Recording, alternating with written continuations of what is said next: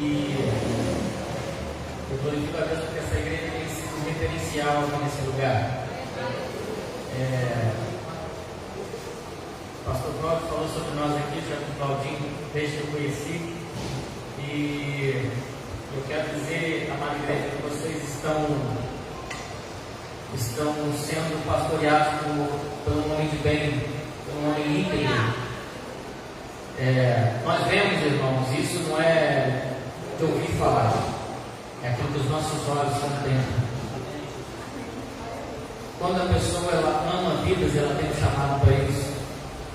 Não tem dia de folga, né, pastor? Verdade. Não tem dia de folga. Você encontra a pessoa no sábado que ele poderia estar descansando, fazendo algum tipo de coisa, e está ali preocupado com a igreja, preocupado em comprar as coisas para a igreja, preocupado em estar buscando. E isso é um verdadeiro pastor.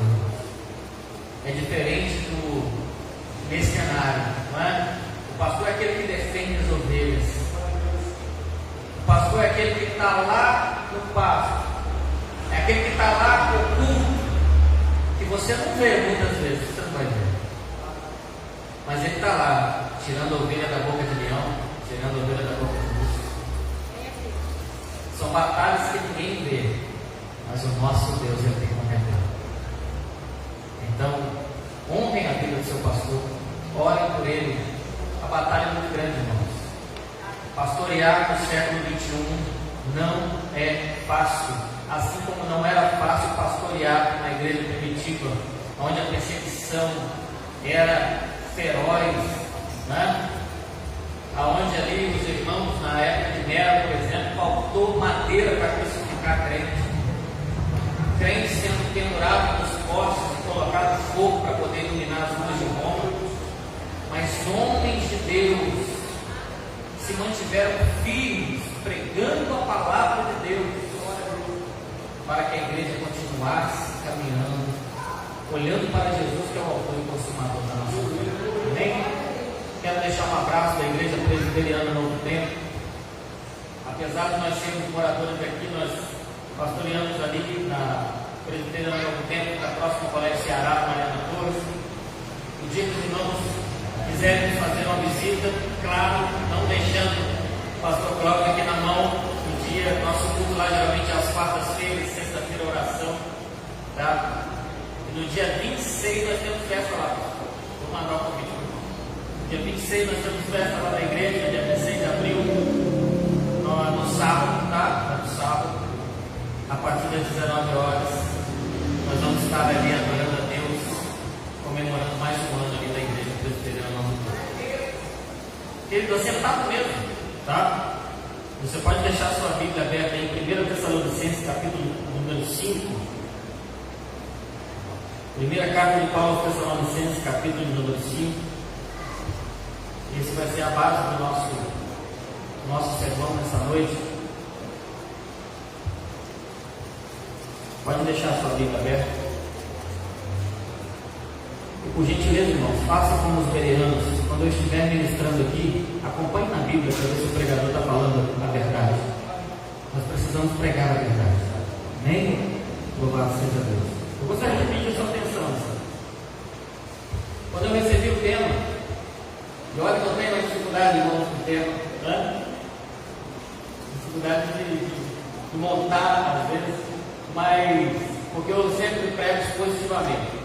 Hoje nós vamos mudar o meu modo, hoje eu vou estar pregando aqui diferentemente. Nós vamos passar por alguns versículos da palavra de Deus, porque eu fiquei meditando nesse tema, esse tema me chamou a atenção quando eu recebi. Carta para Deus.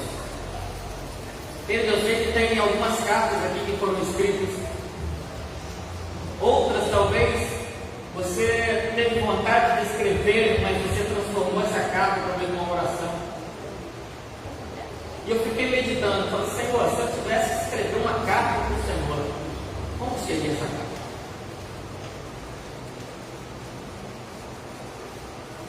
Como seria? Qual seria o conteúdo dessa carta? Porque a carta, irmãos, nós aprendemos que desde os primórdios, a carta é um veículo de comunicação, amém ou amém? A carta é um meio de comunicação. E geralmente quando a gente olha para as cartas, a gente vai ver que essa carta ela não chegava numa velocidade tão grande como nós temos hoje o WhatsApp, como nós temos o e-mail, né? A internet hoje. Quem diria 20 anos atrás que hoje você teria aqui a oportunidade de ligar para alguém lá no Japão e falar com ele, vendo a pessoa através do seu smartphone? Nós não tínhamos. Nós víamos em filme, aquilo parecia surreal para nós, mas hoje é uma realidade. Mas para Deus não tem como mandar um WhatsApp, para Deus não tem como mandar um e-mail. Mas Deus deixou para nós um meio de comunicação extremamente eficaz, que tem sido deixado de lado ao longo dos anos, que tem sido deixado de lado ao longo dos tempos, e faz parte de uma disciplina que nós devemos trabalhar ela em nossas vidas, que nós precisamos abraçar em nossas vidas, porque faz parte de um dos pilares da vida cristã, chamada oração.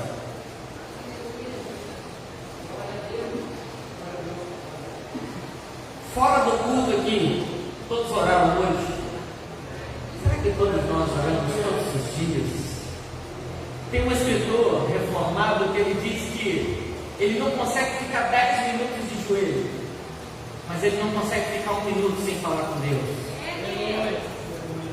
Irmãos, eu tenho experimentado isso na minha vida, de em todo momento estar falando com Deus, pastor. Eu estou no carro, eu estou falando com Deus. De vez em quando você vai me ver por cima de uma moto aí, eu estou falando com Deus ali, Senhor, me guarda no meio desse trânsito aí. Senhor, eu quero viver uma vida que agrada ao Senhor, Pai. Está no trabalho, tem a oportunidade de orar. O apóstolo Paulo, falando para a igreja, em uma de suas cartas, ele vai dizer: olha, você deve orar em todo lugar. Porque os judeus, eles só oravam nas sinagogas do templo. E eles oravam em pé, de suas mãos estendidas. Então ele diz: olha, ore em todo o tempo, por todos os homens, ou seja, sem distinção, erguendo as vossas mãos sem ira e sem contenda. E a palavra do Senhor vai mostrar para nós que a oração, ela faz parte da nossa vida. Não existe crente em Cristo Jesus que não ore. Talvez você ore pouco, talvez você ore mediano, você ore muito. Meu primeiro pastor, o pastor Sebastião Eduardo, muito conhecido por alguém com certeza, ele dizia que uma igreja que não ora, ela não tem poder. Uma igreja que ora pouco, ela tem pouco poder. Mas uma igreja que ora muito, ela tem muito poder. E eu gostaria de refletir com a amada igreja nesta noite em relação à oração. Quando foi me falado carta para Deus, eu logo me senti no meu coração a situação da oração. Porque o nosso meio direto de comunicação com o nosso Deus é o meio de comunicação com Deus que o nosso Salvador, o capitão da nossa salvação, Cristo Jesus, nos ensinou. A oração, querido, ela é o nosso meio de relacionamento com Deus. Pensa comigo quando Deus fala com o teu povo, lá em 2 Crônicas, capítulo 7. Sempre nós lembramos do versículo 14. Mas anterior a isso, Deus vai dizer: se eu cerrar o céu, não vai haver chuva. A terra não vai ser regada, ela não vai produzir fruto. Mas se eu fizer isso, aí entra o versículo 14. Se o meu povo, quem é o povo de Deus hoje, irmão? A igreja. Se o meu povo, que se chama pelo meu nome, se humilhar e orar e se converter dos seus maus caminhos, eu quem? O Senhor, ouvirei dos altos céus, perdoarei os seus pecados e sararei a sua terra. Mas note que a oração, irmãos, que Deus está determinando para o teu povo, não é um determinismo, não é eu vou dizer que tem que acontecer, não. E nós vamos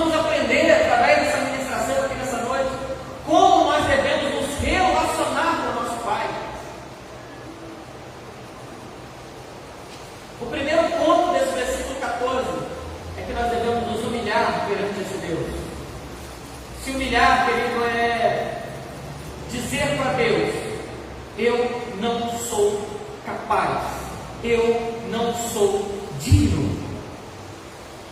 Mas a oração também, como nós vamos encontrar em 1 Tessalonicenses capítulo 5, versos 16 ao 18, a oração é um mandamento de Deus para nós.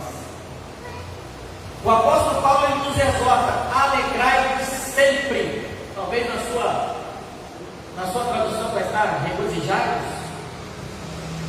Querido, pensa comigo alguém que está passando um vento terrível, diante de uma grande tempestade na vida. Pensa na igreja primitiva sendo perseguida, Nero coloca fogo em Roma. A igreja agora sendo perseguida porque Nero coloca fogo em Roma e coloca a culpa nos cristãos.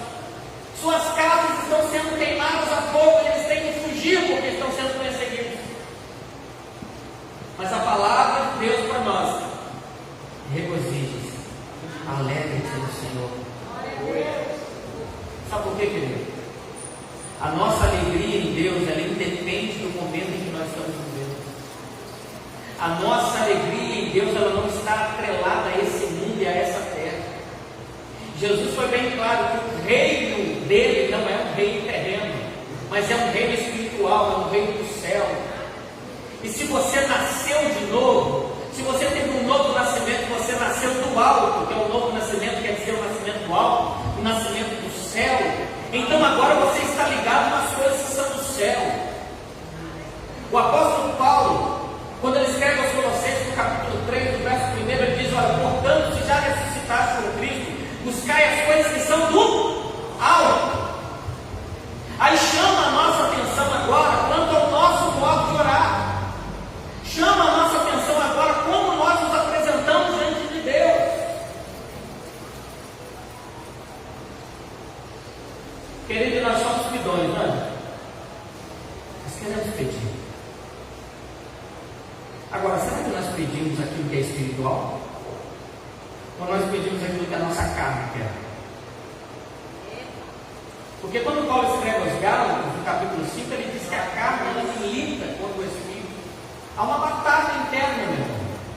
E ela acontece diariamente. É a carne militando contra o Espírito. Mas aí Paulo dá a receita: se você for guiado pelo Espírito, jamais cometerá as concupiscências da carne. Guiado pelo Espírito. A mesma tradução vai dizer também, outra tradução, andai no Espírito, mas o termo correto será ser guiado pelo Espírito Santo de Deus. Mas quando nós olhamos para o texto como um mandamento, ele diz: olha, alegrai-vos sempre, orai sem cessar. Meu irmão, a igreja, ela não pode estar dispersa. Jesus disse para o discípulo: vigiai e orai. Você precisa estar vigilante e em todo tempo em oração. Pastor, mas eu trabalho com meu irmão. O seu trabalho não te impede de estar ligado no reino. Os seus afazeres não impedem você de estar ligado no reino. Isso não vai tirar a tua atenção, pode ficar tranquilo. Pelo contrário, estou fazendo uma atividade difícil, Senhor, me abençoa. Eu preciso honrar o teu nome, sabe por quê? Porque a palavra de Deus diz para nós que tudo que nós fizermos seja para glorificar o nome do Senhor. O nosso fim aqui nessa terra é para se alegrar em Deus e glorificar a Ele. Sabe como? Com a nossa vida.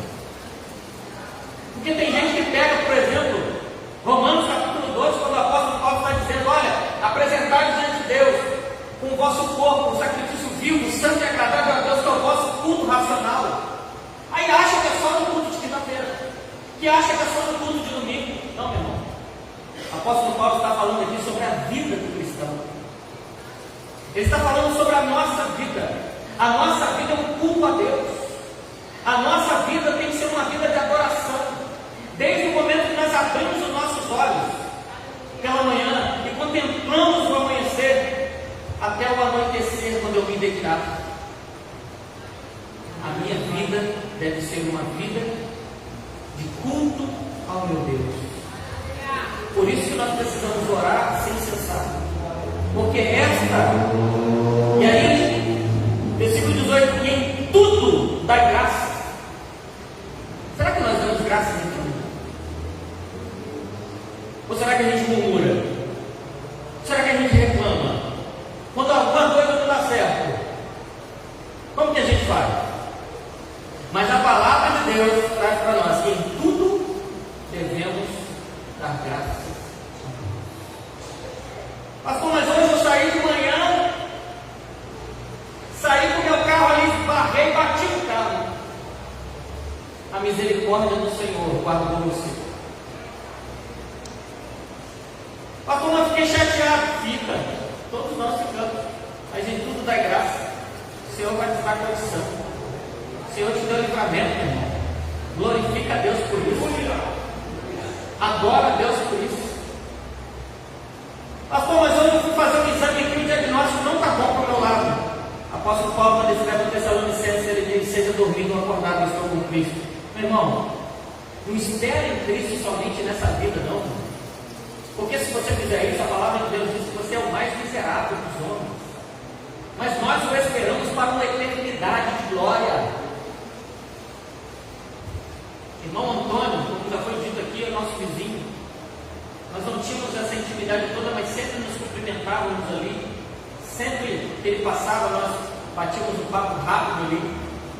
Mas eu via na sinceridade do coração daquele servo, sempre passando ali, e via o seu testemunho de vida. Querido, eu quero dizer para você que muitas vezes, muitas pessoas não vão se converter, talvez por uma pregação, uma exposição da palavra de Deus, mas de ver você ir e vir. A palavra de Deus diz que você é uma carta escrita por Deus e lida por todos. Você já notou que quando uma pessoa de uma outra religião ela faz alguma coisa, não tem nada a ver, não tem problema, mas quando um crente está mais escorregado, ele vira a notícia do momento? Porque o mundo, meu irmão, ele espera a manifestação do Espírito de Deus. Você foi chamado para ser sal da terra e luz desse mundo. Você não foi chamado para viver uma vida de qualquer maneira, mas você foi chamado para viver uma vida de santidade. E a oração é um ponto crucial para você estar vivendo essa vida de santidade. A oração é um ponto crucial para você ter essa intimidade com Deus, esse relacionamento com Deus. Se você ficar muito tempo conversando, por exemplo, com uma pessoa que ela está acostumada a usar sua gíria, você já notou que quando você sai dali aquilo fica na sua cabeça? Você já notou que daqui a pouco você está usando aqueles mesmos termos que aquela pessoa usa? Agora pensa comigo, se você tira o seu tempo de intimidade com Deus e agora você está conversando com Ele, porque a oração, meu irmão, ela não é um monólogo, ela é um diálogo. Você está falando com Deus, Deus está falando com você. Se não me falha a memória, o príncipe dos pregadores, chamado Charles Haddon, ele disse que não houve um momento em que ele dobrasse os seus joelhos e levantasse de uma forma diferente. Porque o nosso momento de oração com Deus, isso já foi comprovado cientificamente, que alguma coisa acontece no nosso organismo quando nós oramos. Quando nós oramos, alguma coisa acontece dentro de nós, há uma reação química dentro do nosso corpo, que nós já não nos levantamos ou nós não saímos daquele momento íntimo de oração da mesma forma que nós entramos. Eu não estou dizendo para você que você vai orar e que Deus vai te dar um sim, não. Eu estou dizendo que você vai orar e diante do sim ou do não de Deus, alguma coisa dentro de você vai mudar. O segundo ponto que eu gostaria de tratar com você é que a oração, ela é um meio de graça. Filipenses capítulo 4, versos 6 e 7. Filipenses capítulo 4, versos 6 e 7. Paulo nos ensina que a não andarmos ansiosos. Quem aqui é ansioso, irmão? Tem alguém ansioso aí? Acho que ninguém ganha de mim. A vida de pastor já é uma ansiedade só. Mas olha o que Paulo está dizendo para nós. Versículo 6. Não andeis ansiosos de coisa alguma. Em tudo, porém, sejam conhecidas diante de Deus as vossas petições, pela oração e pela súplica. Como? Com ações de graça. Por que com ações de graça? Eu estou ansioso. Não é para estar ansioso. Aí eu vou orar. Eu vou suplicar a Deus. Se eu estou suplicando, ou estou rogando a Deus, que é pedir com humildade, é porque a situação está complicada. Amém, amém? Amém. Mas eu dou ação de graça a Deus. Eu agradeço a Deus. Sabe por quê? Porque eu confio. Eu sei em quem eu tenho depositado a minha confiança em você. Nós sabemos em quem nós depositamos a nossa confiança. Paulo nos ensina a não ser ansiosos, mas colocarmos diante de Deus nossas orações. A promessa é que a paz de Deus, que excede todo entendimento, guardará os nossos corações e a nossa mente. Meu irmão, você já parou para pensar nisso? Você está em meio a uma guerra, seja ela familiar, seja ela de qualquer instância que for. Mas quando você ora convicto a Deus, quando você expressa o seu clamor, a sua súplica diante de Deus, o Espírito Santo de Deus, ele traz um refrigério no teu coração. Aí Jesus te dá uma paz. Que paz é essa? A paz que excede todo o entendimento. O que é exceder? É ultrapassar. Nós não conseguimos entender, mas nós recebemos essa paz. Nossa, mas irmão, você está passando uma luta tão grande, cara. O seu semblante está tão tranquilo. É a paz que excede todo o entendimento. Fica imaginando Paulo preso, irmão. Paulo é uma figura, eu gosto de falar do apóstolo Paulo. Paulo é uma figura que eu vejo na Bíblia, é acima da média. Uma pessoa que está presa, uma pessoa que passou por diversas situações adversas. Em Filipos toma uma poça e vai preso. Depois sofre um naufrágio, picado de víbora, sofre os açoites. Aquele homem disse: mas diante disso tudo, eu posso todas as coisas naquele que me fortalece. Meu Deus! Aí tem gente que pega esse texto fora de contexto e vai, abre o peito para o mundo e fala assim: não, eu posso todas as coisas naquele que me fortalece. Aí se endivida, aí faz um monte de coisa e quebra a cara e fala assim: ué, mas Deus está dizendo que eu posso todas as coisas naquele que me fortalece. Pô, peraí, volta no texto, Paulo está explicando. Eu passei por provações, eu passei por ventos e tempestades. Mas em tudo isso eu só passei porque Ele me sustentou, Ele me fortaleceu. É isso que vai acontecer, meu irmão, porque não tem essa historinha de que crente não passa por tribulação, que crente não passa por vento, que crente não passa por perseguição. Pelo contrário, Jesus, quando Ele disse para nós, o que Ele falou? No mundo tereis aflição. Não é vitória em vitória, né, pastor? Não é vitória em vitória. A vitória que nós temos, ela foi conquistada na cruz do Calvário. Ali foi sacramentado. Está entendendo o que eu estou te falando? Ali foi bater o martelo, foi satisfatório a Deus. Em Isaías 53, a palavra de Deus vai dizer que agradou a Deus a moer de Jesus, para que o sacrifício dele cobrisse os nossos pecados, justificasse a nós, para que nós tivéssemos agora acesso ao céu, o nosso nome escrito no livro da vida. Então, meu irmão, pode eu sair na rua ali e me metralhar com a K-47 e me destruir, só que a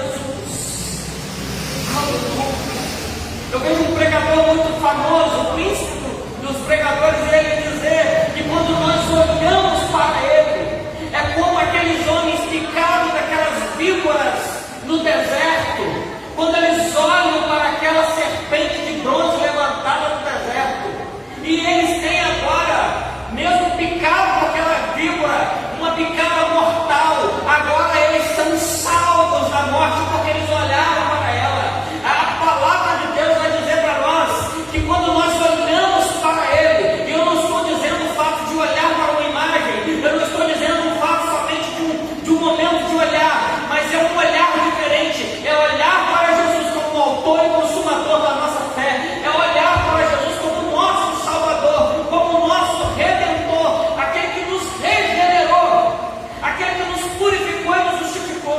Quando nós olhamos para ele, irmãos, esse pecado que trabalha dentro de nós, porque a carne, a consciência pecaminosa, ela habita em nós, essa que milita contra o Espírito Santo de Deus, essa carne decaída desde Adão,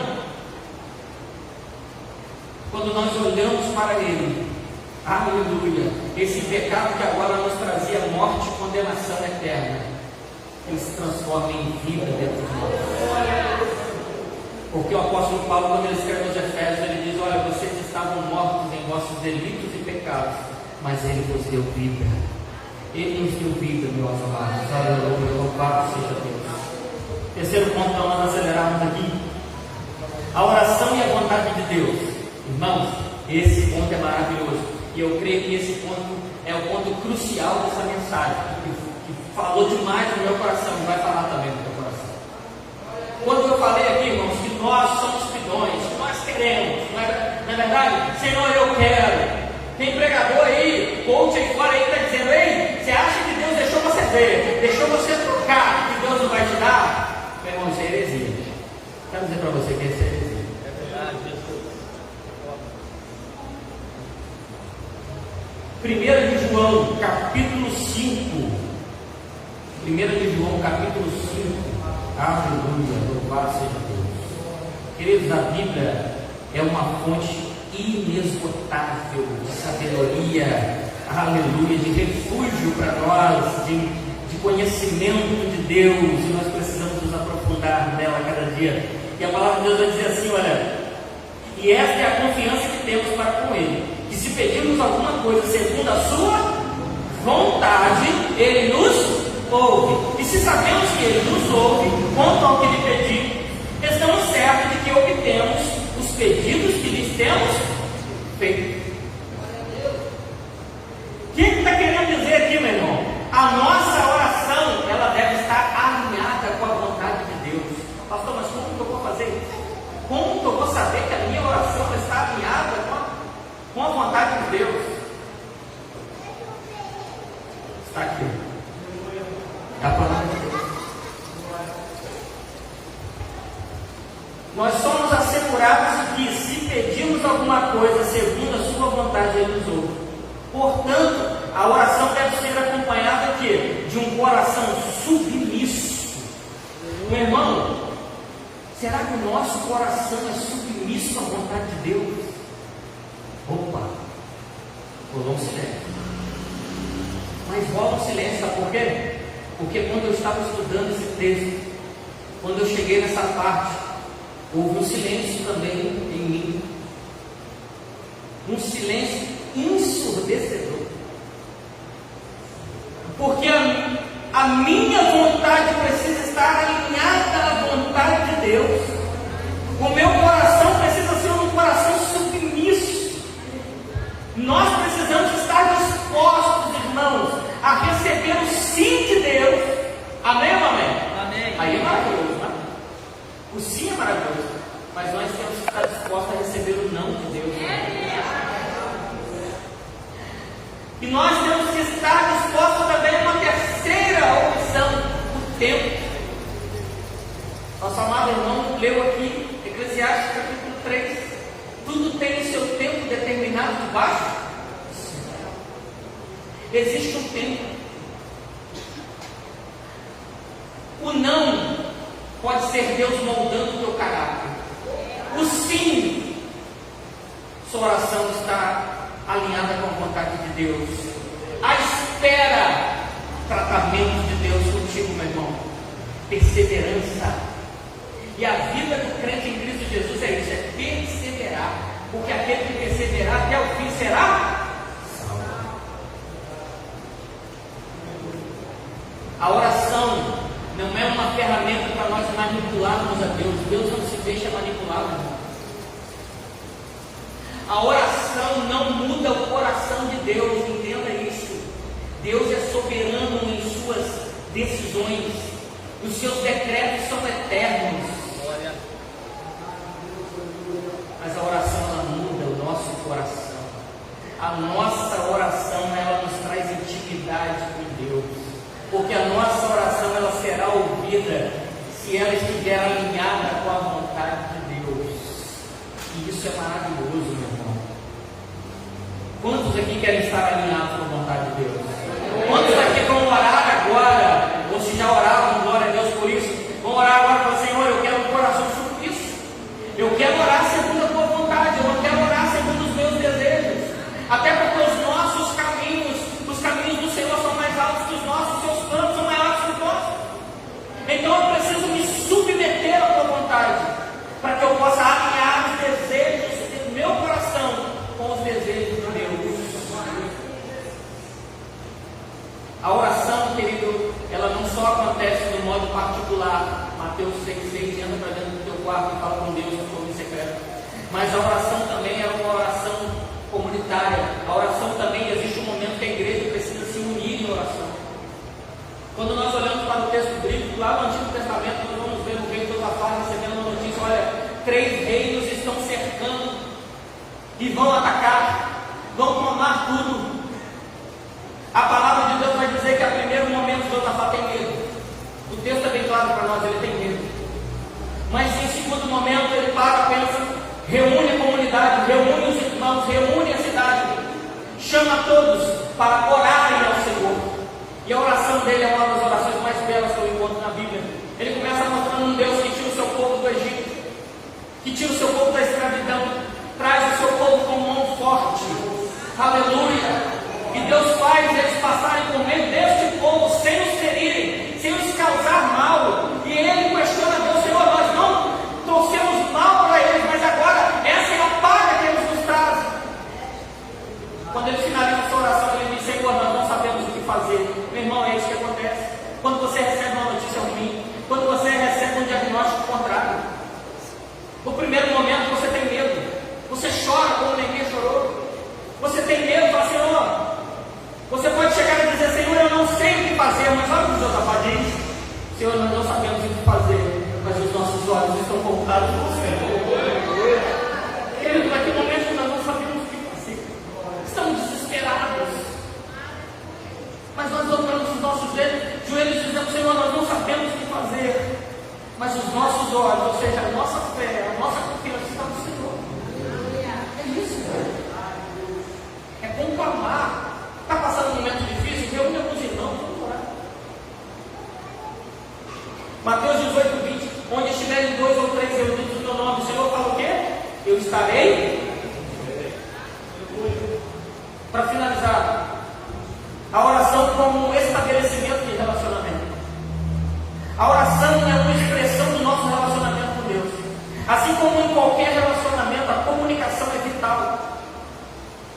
Se você quer que Deus te ouça, mas você não ora, você quer que Deus te responda, mas você não tem seu momento de relacionamento e intimidade com Ele, isso não vai acontecer, meu irmão. É necessário nós orarmos. Deus deseja que nós compartilhemos nossas alegrias, tristezas, nossos medos, nossos anseios com Ele. No Salmo 62, verso 8, nós somos exortados a confiar nele em todo o tempo e a derramar diante dele o nosso coração. A oração é o espaço onde nós podemos ser autênticos, transparentes. Sabe por quê? Porque já foi dito aqui nessa noite, no início, você vai se lembrar. Nós vemos o estereótipo.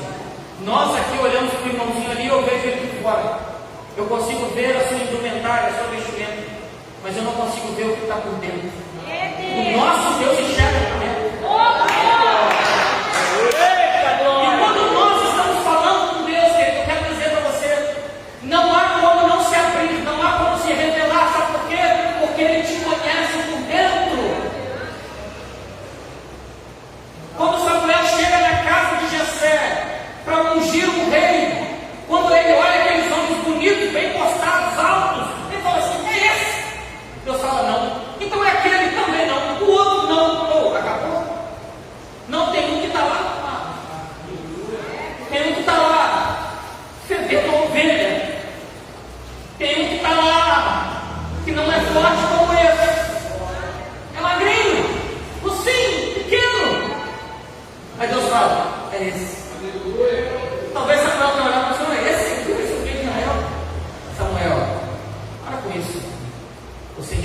por fora, eu vejo o homem por dentro. Então, querido, quando você for orar, entenda uma coisa: Deus já sabe tudo que você vai falar. Salmo 139. Antes que uma palavra saia da minha boca, Ele tudo que sabe. Não adianta esconder os seus pecados de Deus, porque Ele conhece o seu acertar e o seu levantar. Então se apresente a Ele com humildade, se humilhe perante esse Deus. Eu tenho certeza e convicção, meu irmão, que a sua vida vai decolar espiritualmente em Deus. Amém? Louvado seja o nome do Senhor. Eu quero agradecer essa oportunidade. E o Senhor continue abençoando essa igreja.